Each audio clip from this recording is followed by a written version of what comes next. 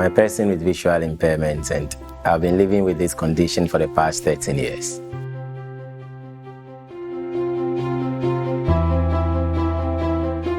Growing up as a person with visual impairments, it's not that easy, because you see your friends running up and down when you are not able to run or move as easy as you want it to be and all that. It was quite challenging. But growing up, there is one thing that we have to notice, that whatever challenge that you face, you have to be able to overcome it. That is what will build you up or shaping you. So growing up in that community, I realized that there are certain things that people do say about persons living with disabilities. And if you are not careful in how you hear or you manage them, they will break you down. So personally, I decided not to hear those statements. And there are certain local songs that portray persons with disability in a certain light that personally, I don't like listening to those songs. So I like to go in for the songs that are encouraging, songs that will bring the best in me.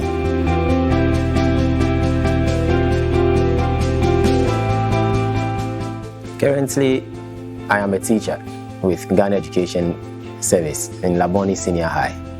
And with the teaching profession, that's where a teacher is required to share knowledge with the students. I started in 2008 in September. So probably it will be like 16 or 18 months. And I didn't choose this profession because I was out of options. But when the time came for me to choose the profession, I had 4 different job opportunities that presented me with appointments.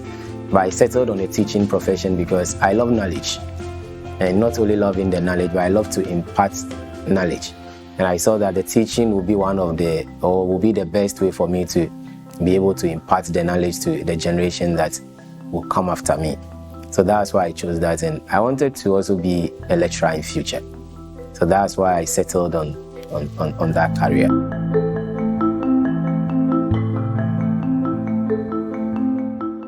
Okay, with my normal day at work as a teacher, I'm expected to give to the head of department my scheme of work or my lesson plan.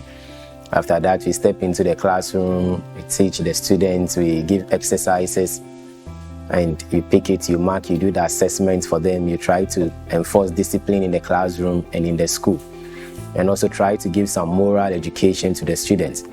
Also in my school, we have something that we call guidance and counseling session. So twice in the month, there are days that I talk to the counseling team and they allow me to talk to the students, to inspire them, just to prepare their minds so that they'll be motivated and encouraged, because they see me as a motivation. So when I talk to them, they are able to adjust their thinking and know how to go about things in life.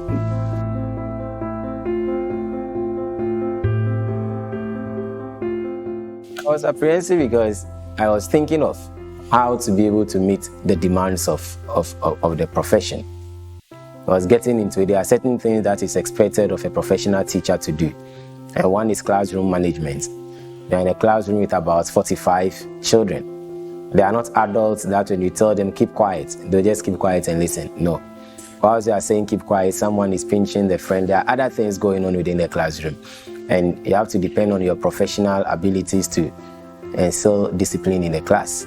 So I was thinking about that, how to write my lesson plan and lesson notes, conducting assessments and all those things, and how to even lay my hands on the materials to read and study before even going to the classroom. So I was thinking of all these things, because at least that's the basic things that will make me a professional teacher. Yeah. So that was one of the things that I was thinking about.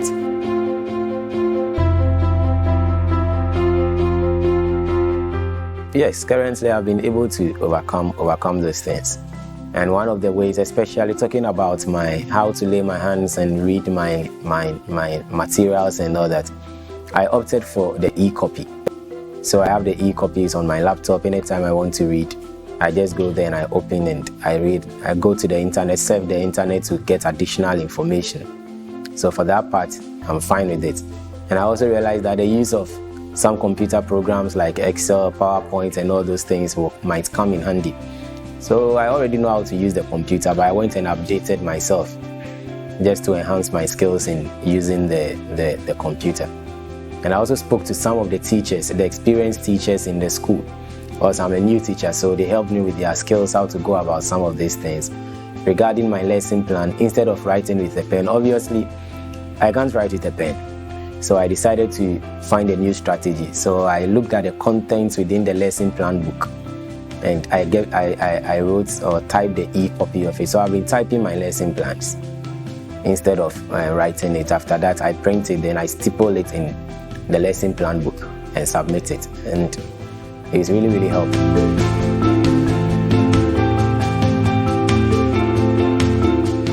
Well, I would say that with my expectations, they were on point, because I did a lot of readings regarding the responsibilities of a teacher and all those things before finally settling to pick on the teaching profession.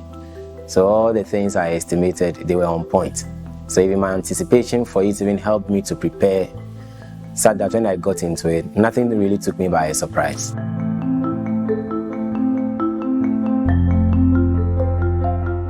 Okay, positively, I can say today's occasion is one, because I wasn't invited here as a medical doctor.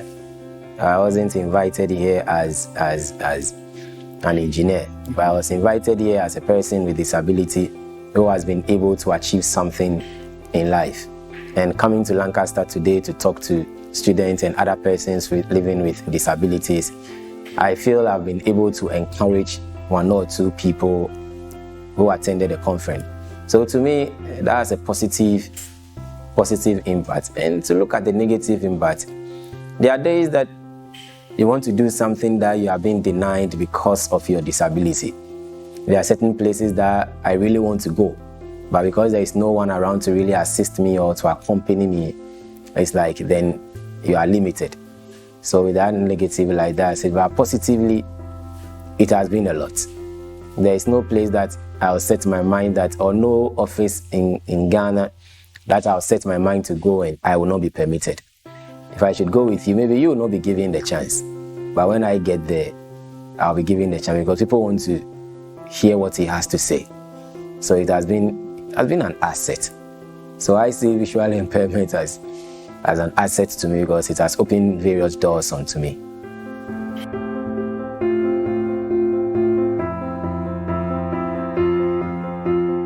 With that one, the misconception, I tell you, I remember one day I was going to school, when I was attending Okrafiman school. We got to the bus station and my uncle told me to stand, and he's going for the ticket. I was standing there, a certain man came. All that I heard was, take.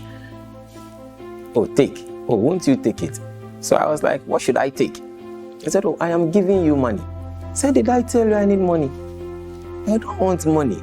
I am fine. And that day too, my parents are really giving me money inside my pocket. So I removed my money. I said, see, I have a lot of money, please. I don't need your money. Take it away. So the misconception is, anytime people see you, they think you are into bed. They think you are in need of money. But that is not it. So that's the shocking, one of the shocking experiences. I don't need any handouts. All that we need is for the general society to empathize with us. If they were to be in our shoes, how would they feel and how would they behave? That is what will enable them to give us the suitable treatment that we deserve.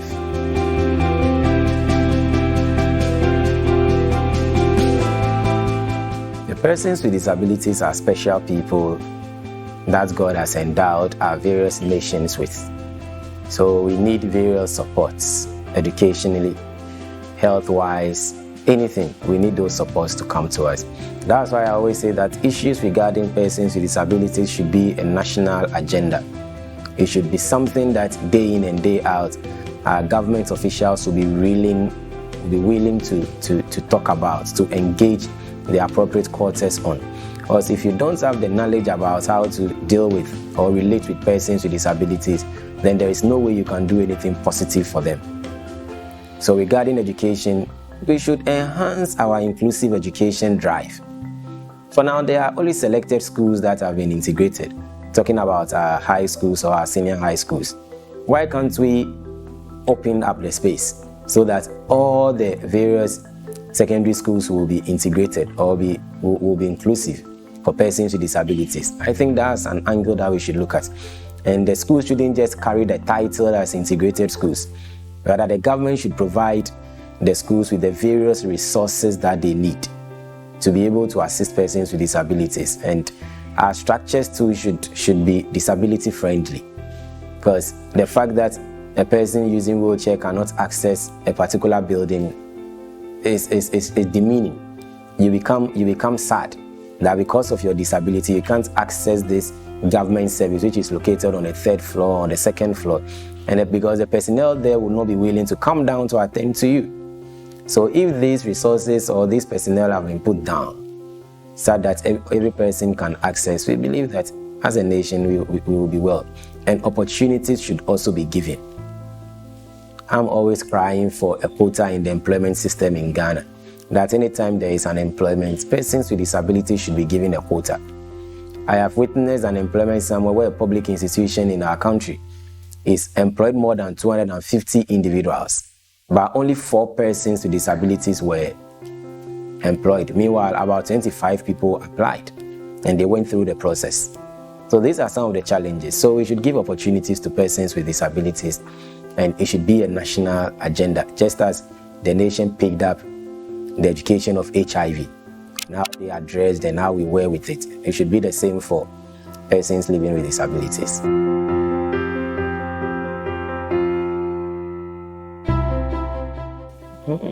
Growing up in school for the blind, when I became a visually impaired and I went to that school, there is this man there we call Mr. Daniel Oponlati.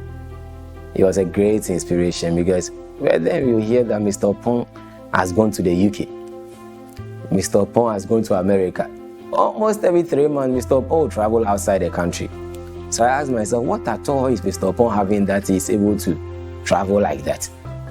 So I got closer to him, I spoke to him, and he told me that, look, as a visually impaired person, one of your key assets is education. If you are able to be educated, or you humble yourself enough to be well educated, you go to places. And that really made him a mentor to me. I've been contacting him, and there's another man called Alex Bankole Williams. He is now with University of Ghana as an ICT lecturer. He's also visually impaired. He's also of a great inspiration to me.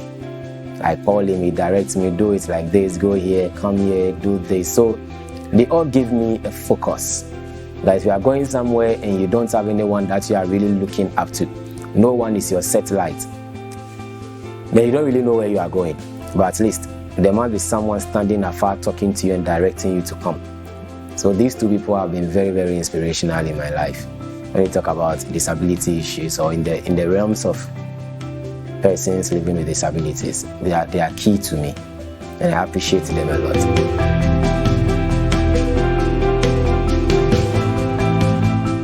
The advice I will give to the youth, including persons with disabilities, is that the bar or the standard of society will never be lowered for anyone, be it persons with disabilities or not.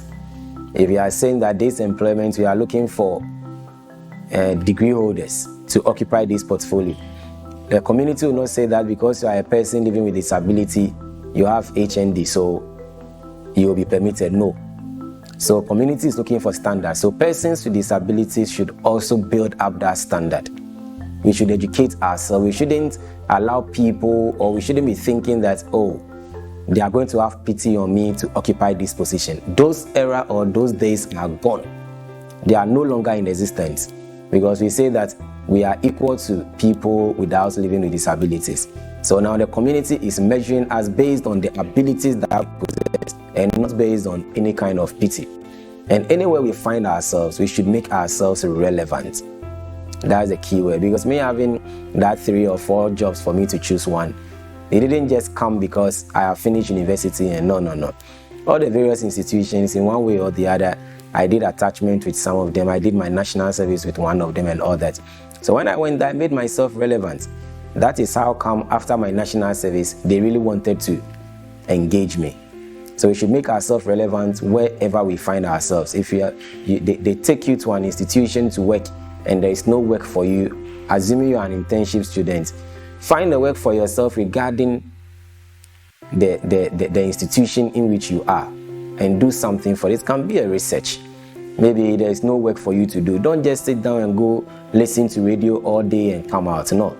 I believe that find something a work which is in accordance with the aims and objectives of the institution, and find a work around it and create it for yourself. When you leave, they'll recognize that this person is a true person and can add on or can bring innovations to the development of our company. So this is the advice I want to give them, that we should make ourselves relevant anywhere we find ourselves, and we should dare to go out and take opportunities.